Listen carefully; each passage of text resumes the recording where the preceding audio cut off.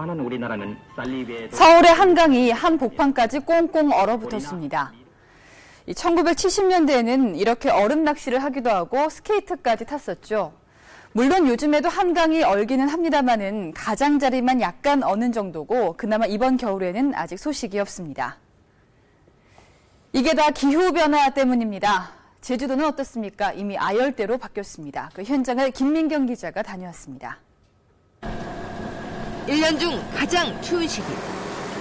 그러나 제주 연안은 여전히 아열대 바다입니다. 이동이 자유로운 어류는 기후변화의 상징입니다. 원시림 같은 울창한 산호숲을 지나자 아열대 해역에서 서식하는 알록달록한 범돔무리가 떼지어 몰려다닙니다. 무장한 솔배 간팽이 주변을 두리번거리고 청줄돔도 유유히 지나갑니다. 바위 옆에 9동가리. 모두 아열대 어종들입니다. 이 시기에 많이 이곳에 있는 것은 이들이 산란장으로서뿐만 아니라 여기에 주된 서식장으로서 역할을 하고 있는 것으로 판단됩니다. 재배하는 작물의 종류도 급변하고 있습니다. 이번 겨울에도 몇 차례 한파가 몰아쳤지만 제주도에선 아직 공식적인 겨울이 기록되지 않고 있습니다. 선인장 모양 나무에 열린 불그스름한 열매. 동남아가 주산지인 용과입니다. 5월 달부터 한 10월, 11월까지는 연료를 별로 안 뗍니다. 제주도는 2000년대 이후 기후악상의 겨울이 사라졌고 이 같은 아열대 기후는 이제 제주에서 남부지방으로 점차 확대되고 있습니다. 앞으로가 더 문제입니다. 40여 년 뒤 우리나라는 동남아처럼 우기가 뚜렷해지고요. 폭염은 더 심해질 것으로 보입니다. 디지털 스튜디오에서 김민경 기자가 미리 내다봤습니다. 전 지금 2050년으로 가상한 서울에 와 있습니다. 지금 1월인데 초봄 같은 날씨입니다. 본격적인 봄은 빨라져서 2월부터 시작됩니다. 여름으로 왔는데요. 기온이 40도에 육박하고 있네요. 또 동남아와 같은 찌는 듯한 더위도 이어지고 있습니다. 열대야로 잠 못 이루는 밤은 이제 30일 정도로 집계돼서 2000년대보다 6배나 늘었습니다. 여름은 5달 정도 되는데 초여름부터 우기가 시작됩니다. 특히 서울, 경기와 남해안에서는 두드러지게 강우량이 늘었습니다. 더 큰 문제는 폭우인데요. 폭우 일수도 2000년대보다 60% 정도 급증했습니다. 아열대 기후 지역이 이제 제주도와 남해안 지역에서 서울과 대전 등 중부 내륙 지역까지 확대됐기 때문입니다. 2050년에 서울은 어떠셨나요? 먼 미래가 아닌 당장 우리가 겪을 수 있는 상황인데요.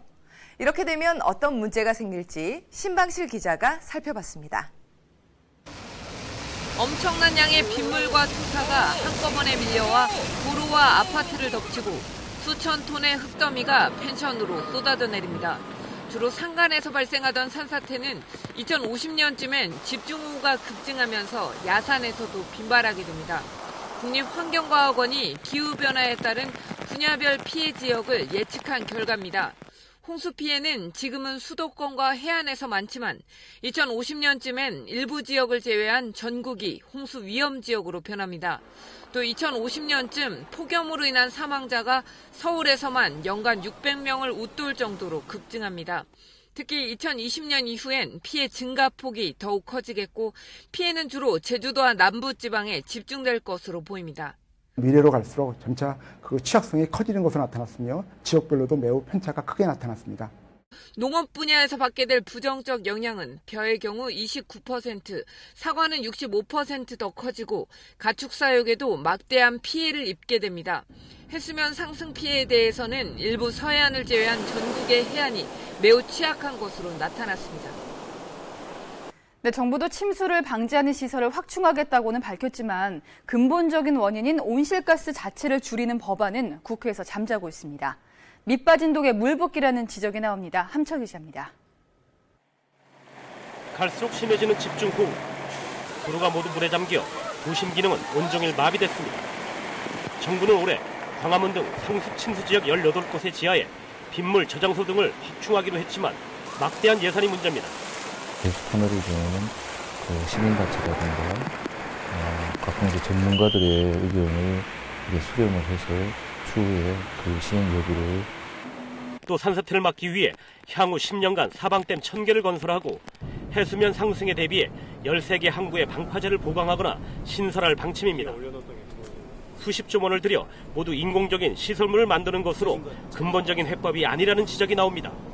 재해를 겪으면서 형성된 거기 때문에 인위적으로 자꾸 가공하면 할수록 그 피해가 커지고 또 그에 대한 문제가 발생하게 됩니다.